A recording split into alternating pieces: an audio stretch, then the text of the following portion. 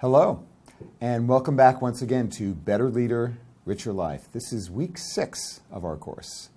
Congratulations. We have turned the corner and are now more than halfway home.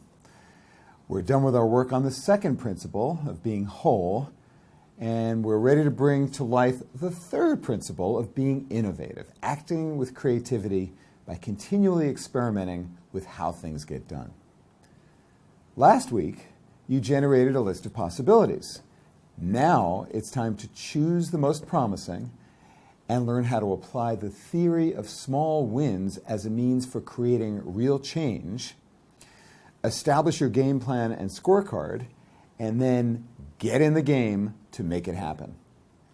By the end of this week's lecture and assignments, you'll be on your way toward implementing an experiment designed to produce a 4-way win. You'll have your game plan and scorecard and a clear picture of your initial steps, and you'll start to take them.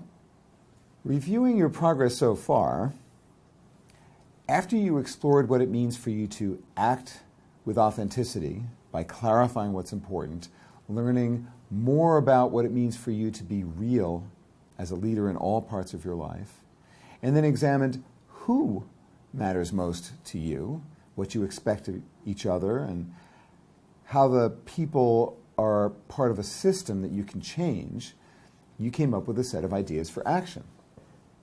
This week, you'll refine the best one of those ideas and make it happen in the laboratory of your real life.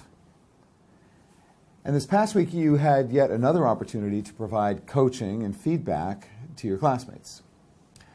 I hope that you're continuing to gain insight, both from commenting on what they wrote, this time about preparing for their stakeholder dialogues in Assignment 4, and from what they wrote to you, this time about your stakeholder analysis in your Assignment 3.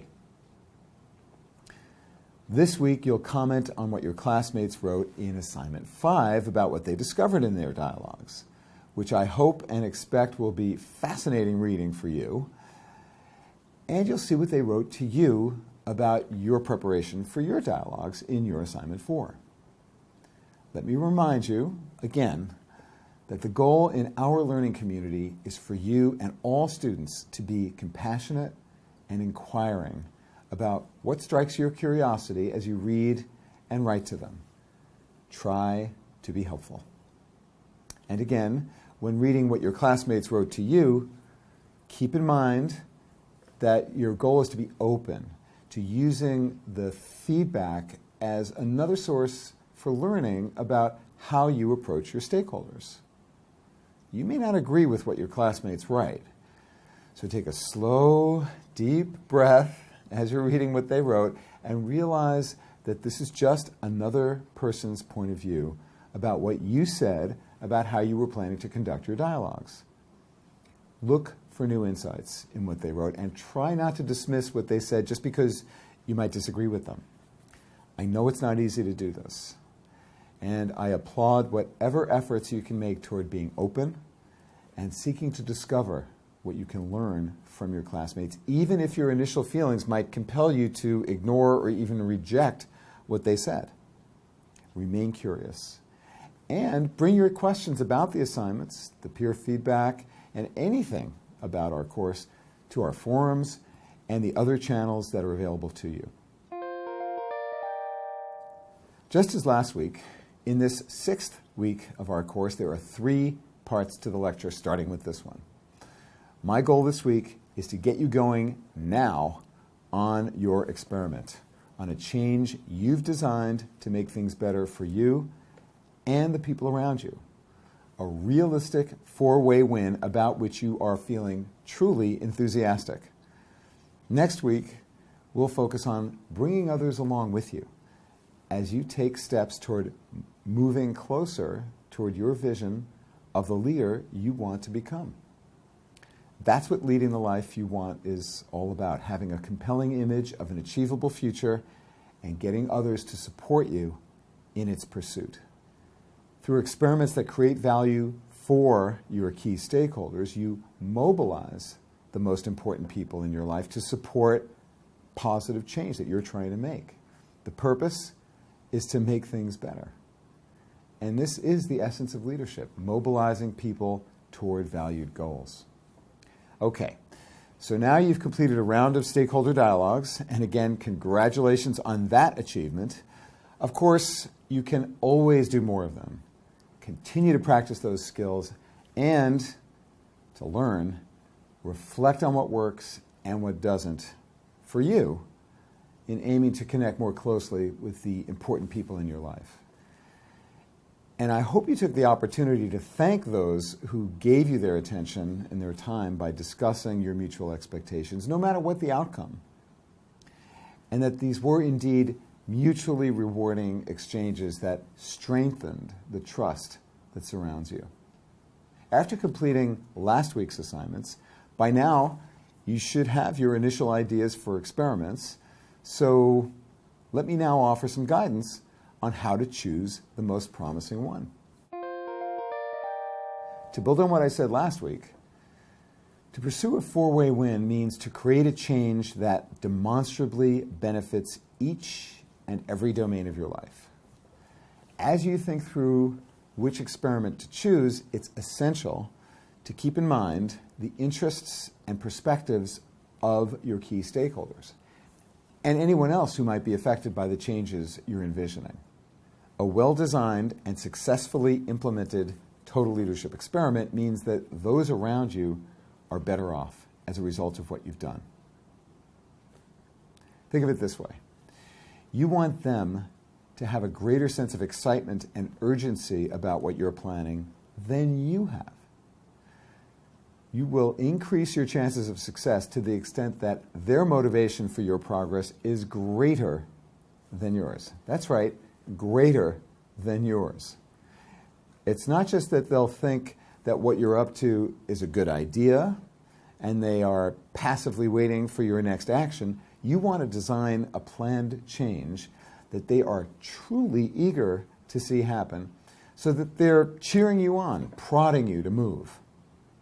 Let's say you're planning to try writing a daily journal with the hope of gaining greater clarity about your priorities.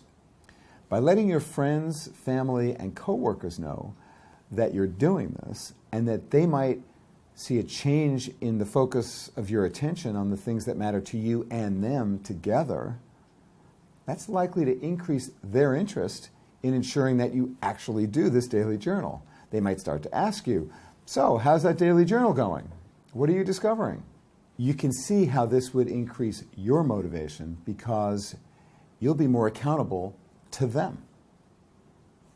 Okay, let's now look at the important points to consider when you choose from among your list of possibilities, including any adjustments you've made in thinking about your initial ideas. You can't do everything, so where do you start?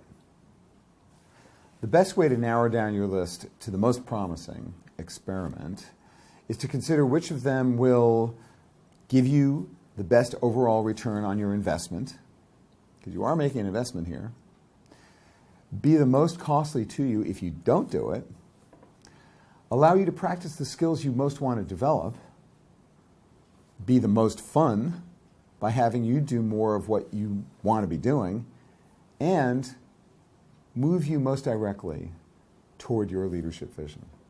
So as you think through your choices, use these criteria to guide your decision.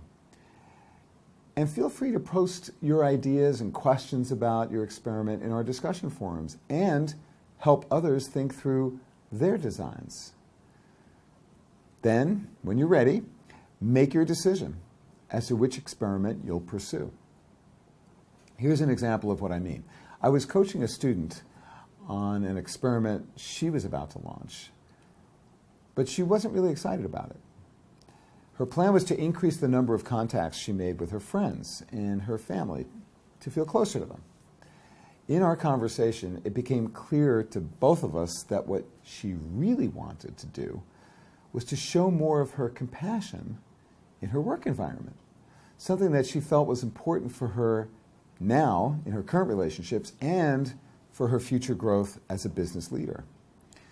That is, she came to recognize that she didn't care so much about increasing the quantity or the number of her contacts, but instead what she really cared about was strengthening and deepening the quality and depth of the contacts she already had. As a result of recognizing this, that she wasn't excited about her proposed experiment, her initial idea, and then figuring out what she sincerely wanted to change, she revamped her experiment. Instead of trying to increase the sheer number of contacts she made, she decided to work on the quality and not the quantity of her contacts. Her new experiment, or revised experiment, was to actively demonstrate to her classmates that she truly wanted to help them. This experiment was clearly harder to measure since it involved more than simply tracking the number of interactions she had, but it was more meaningful and therefore had a better chance for success. My point here is that it took some effort to get to the heart of it, to an opportunity for change on an aspect of her life that really, truly mattered to her. Again, if it's not important to you, then don't bother and choose another idea for your experiment.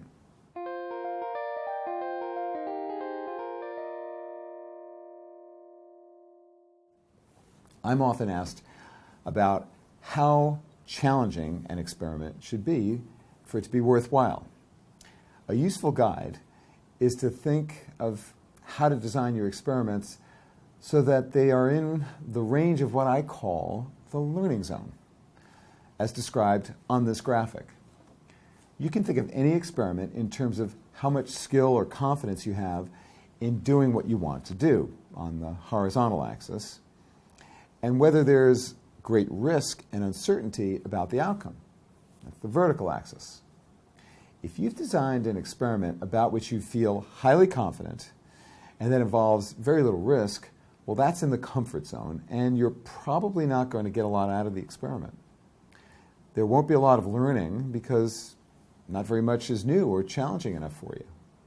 On the other hand, and this is a more common problem, if you have no idea what you're doing and you're risking life and limb in career and important relationships, well, then it's a good bet that you probably are in the fear zone where you don't know what you're doing and it's too scary, so you probably won't succeed or get much out of it if you even get started at all. The design question then is how to get your experiments in the learning zone. Choosing experiments that stretch you, but not too far, maximizes your chances of success, both in your improved performance and in the amount you learn. For example, Dan initiated an experiment to get better organized. This was challenging for Dan because he'd always had difficulty saying no to requests, and he wasn't good at prioritizing. However, the experiment was not impossible or too overwhelming because Dan had the support of his wife and other key stakeholders in his life. He also had a sensible tracking system that allowed him to measure his progress and to adjust along the way. Dan's experiment was in his learning zone. When you're coaching someone about their experiments, which you'll have an opportunity to do, keep in mind that what's easy for one person may be quite difficult for another. An investment banker that I worked with had as one of her experiments that she would not have her smartphone on when she was having her weekly dinner with her mother. Yet when she tried to implement this idea, she found that she just couldn't resist accessing her smartphone 100% of the time during these dinners. Is this surprising? Well, maybe.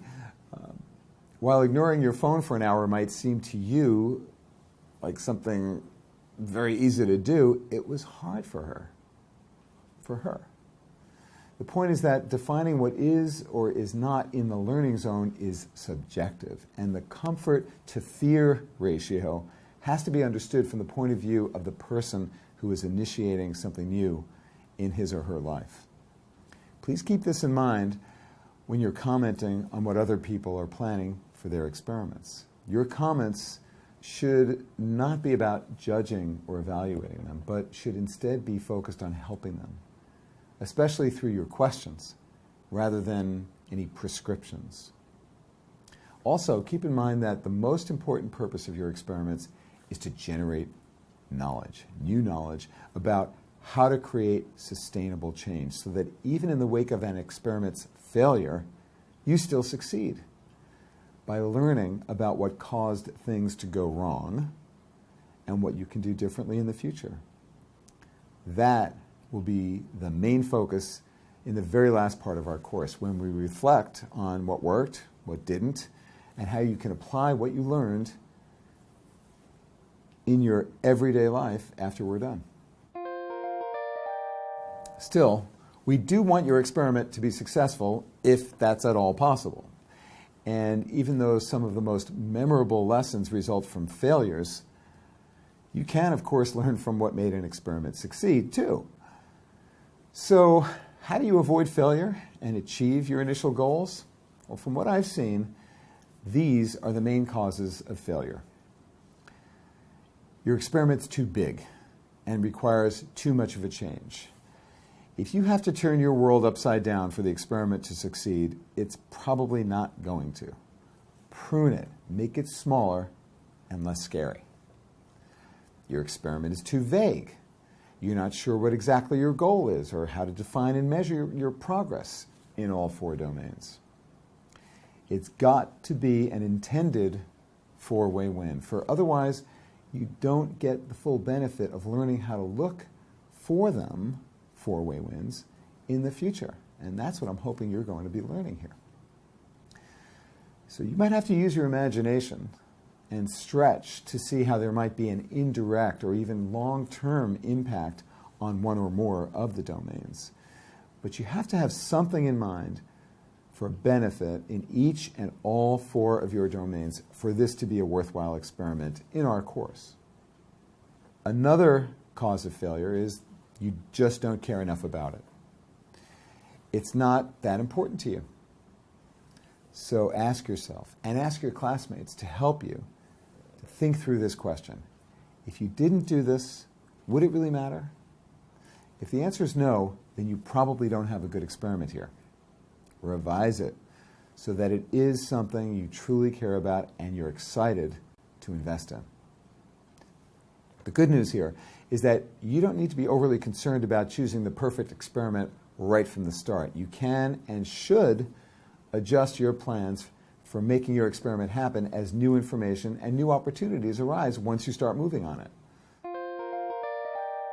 One of the main principles underlying our course is that big change happens with small steps toward an important goal. There's a theory of change in organizations that's emerged in recent decades called the small wins theory. Taking small, concrete, doable steps that take you toward a worthwhile and meaningful goal. Let's take Anthony, for example, who wanted to learn to speak Italian as one of his experiments. He broke this up into small steps, beginning with a goal of learning 5 words per week. Doing this allowed Anthony to measure and to see his progress frequently, even though the main goal would probably take years to accomplish. What's been discovered in research on the small wins approach to big change is that when you chunk up something into smaller pieces that are measurable, it propels you forward and gives you a greater sense of confidence and competence that you can move down the path you've chosen. It also builds a sense of momentum when you actually have movement. And because it's small, and therefore relatively low cost and low risk to other people, their resistance to your change is lower. They have confidence that the whole world is not going to fall apart as you move in this new direction. And to the extent that you're acting with a sense of urgency and enlisting other people by giving them choice or influence over the steps you're taking, that too is going to increase the likelihood of their resistance to your initial ideas for new movement going down. When you say, let's just try this and see what happens, and if it doesn't work out for you, well, then we can go back to how things have been, or we can try something different. Would you be willing to give it a try? Well, most people are willing to support you because you're giving them some control over the outcome by making the experiment reversible. Your stakeholders, the people around you, can see that you care from their point of view whether it's working. Your experiment is the concept of small wins in action. So, think through your options and decide which experiment you're going to do. When you've done this, then you're ready to move on in the next video segment to setting your game plan and scorecard. So, as soon as you've made your choice, please proceed to the next video. If you've been keeping up with the lectures and assignments, the process of composing your game plan and scorecard, it should be pretty straightforward and uncomplicated, and it should be fun. So then in the third and last video this week, I'll talk to you about taking the first steps in making your experiment happen.